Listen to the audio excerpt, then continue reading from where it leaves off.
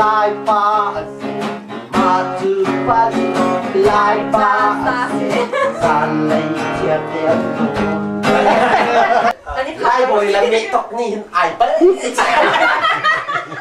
cái mã sẽ lai bồi là mẹ tóc sao đâu mì đi cái lai là tụt cắt chi cái chiên mà khăn sặc lai bồi bọc tay năng phục dâm là thôi đi đâu không cái chỗ là chiên đó là cái gì đi chiên ra mày mà chiên nó chưa phục dâm chưa rất cho không chiên ra sát đó ra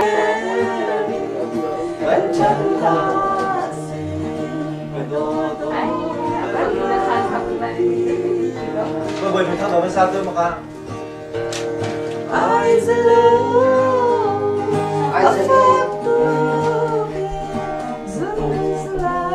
cô sẽ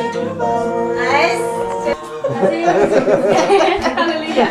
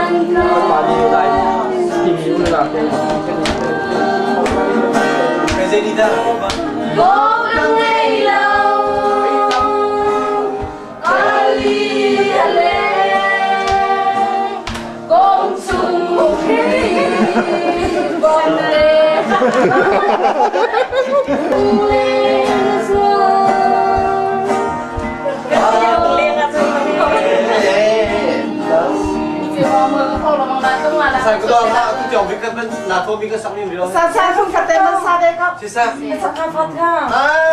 Rồi sao lâu? Quay chiều đâu? Không đi nó ít cái. Mà cái sập bò phát bình thế này. Cùng khát đỏ. Đi lại là vậy à? Dia